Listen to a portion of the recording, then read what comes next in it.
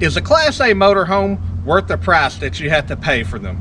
Today we're going to share with you some of the stuff that we have learned owning one, and we're also going to share with you, would we buy another one?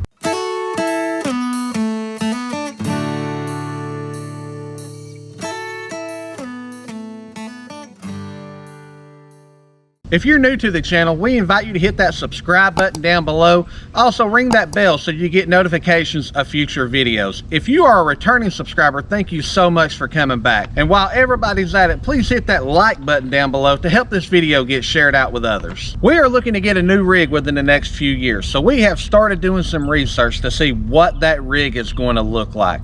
Today, we will share some of the pros and cons with you on owning a motorhome. This is our second one, so this will all be based on our experiences and what we have liked and disliked. Also, at the end of this video, we will tell you now whether we will be getting another motorhome or whether we will be getting something totally different the next time.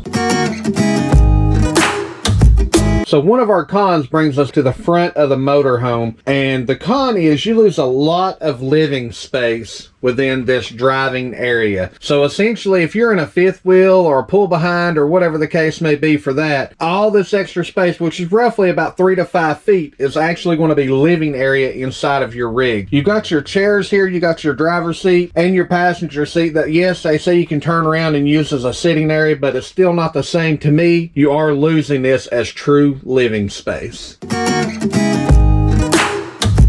So the first pro to a Class A motorhome is the setup and breakdown. So this is the leveling system, and from this, basically you let your jacks down, you let your jacks up, you're level, you're good to go. And then when it comes to your slide, you've got a couple of these in this RV, but you just let your slides in and out and you're completely done. So the one thing that I do before I ever let out these slides, I do level up first. So as you can see, the leveler is engaged there, but I go ahead and hook up my external propane tank. I hook up my sewer and my water hose, and I also hook up my power that you see back there. I get all this done before this slide ever comes out.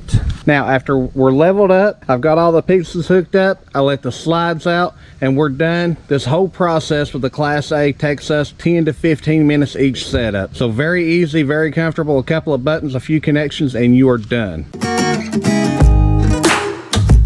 So a massive con to a Class A, as you can see right here, this is the driver's side window, and here is the front of the RV. And of course you got your big window up here, and all this is great, but if you ever in a collision or any kind of front side impact crash within the front of this RV or this front corners or whatever the case may be, there's a good chance you are not going to live, and that is not good. So for me, the safety, just the head-on collisions, the side collisions, if you're over on your driver's side or your passenger side, that could turn out very bad. So I definitely see the safety aspect of that piece as a huge con for Class A motorhome RVs. So a huge pro to a Class A motorhome, and one that I think leads a lot of people to buy these things, if you're sitting in the driver's seat or you're sitting in the passenger seat, you've got all these great windows to look out of, which gives you great views, whether you're driving, looking at the sights, or you're stopped and parked in a site and you've got real pretty views around you. So you basically get almost a 180-degree view up here. So I just think that's pretty incredible. And you'll also hear these windows again on one of the cons of a motorhome. So another con is maintaining an RV, and I'm showing the engine here, but not just the engine. Your slides, your wheel wells, your wheels, just everything that comes with an RV, just getting it maintained or maintaining it. You have to learn a lot yourself, or you have to be counting on somebody else to do this kind of stuff, and that gets very costly and it gets very hard to get people. So that is one of the problems that we have had. You know, obviously I'm not a huge hands-on guy. I try to do what I can. Some of the stuff I don't know how to do, and when you got to count on other people to help you with stuff, it gets very time consuming, very costly, and you find out that a lot of these RV mobile techs just are not dependable. Not all of them, but a lot of them. So another huge advantage to a Class A motorhome is that most of your living space is available. When we travel, this slide, which is a full length slide of the RV, all comes in, but everything you see from this rug over is still available. So we can still get to our full kitchen while we're in travel. And there you see Risty's little buckets that she likes to play with. We've got full access to our fridge. I've got full access to my workstation. We got full access to our seating area, and you see Bentley's utilizing it now. Now granted, this is not the slides in, but just to show you. And this bathroom door actually swings open as a half and half, so we still got full access to the restroom if we need it. And then of course we got our bedroom, and I'll turn the light on in here. We'll have full access to the bed. So and the bed is on a slide too, so when this slide comes in over here and this slide comes in, the bed is actually touching this. So we really can't get to our dressers, but we can get to the bed and utilize it if we need to sleep over at a rest stop or whatever. To me, being able to utilize basically your whole RV while you're in travel, that is a huge advantage.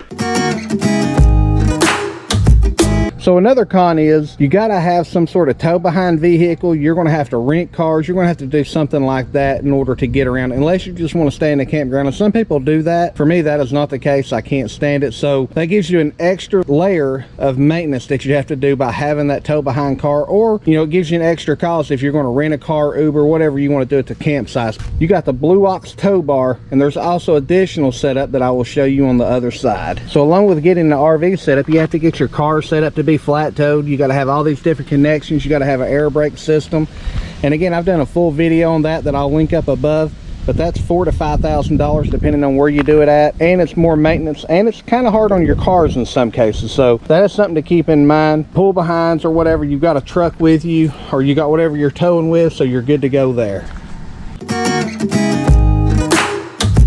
And the last point is the safety that you get while traveling or driving your RV. And you do get a lot of safety added to this, because when you stop at rest stops, you are fully self-contained. Like I said, with the kitchen, you've got all that. You are fully self-contained. You've got your fridge, you've got your bathroom. So unless you have pets or something that need to go out, you don't even have to get out of your RV, which that is a huge safety advantage. So for us, when we stop at the rest stops, we don't have to really do much. We get out and stretch a little bit, but again, we've got our full bed that we can access to sleep in. We don't have to do much. We don't have to be outside much, which creates a level of safety, because some of these rest stops are very, very shady. So back to the front of the cab, which it seems like I'm picking on this a whole lot, but there's just a lot of the issues are up here. So while all these windows are great, and again, we talked about that as a pro, one of the other problems is you also lose a lot of heating and air up here. So if you're in a cold environment, typically up here, it's going to be what it is outside. It's going to be a lot colder. It's a lot harder to keep warm. And also, if you're in a hot environment, it's going to be hotter up here. And one of the problems is where it's so flat up front, and once you get underneath, and I don't know how good that's going to show up, but this lets a lot of air in as you are driving or as you are sitting. And two, with these windows, again, you're letting in a lot of air. So that is a disadvantage. It does cost you a little bit more money in trying to heat or cool this, especially the heat if you're using propane. The cool, if you're on AC, then it's easier, but it works your system a lot harder to keep up. So if you have not, please hit that subscribe button down below and ring that notification bell. Also, if you will, please hit that like button and share this video out with others who you think it may help. So, what do you think about our list of pros and cons? Do you agree or disagree? Leave us a comment down below and let us know. Also, if there's some other things that you think we missed that are pros and cons of motorhomes, let us know that as well down below. I'd be interested to see what other people have to say about this and getting other people's feedback on it. So now the big question.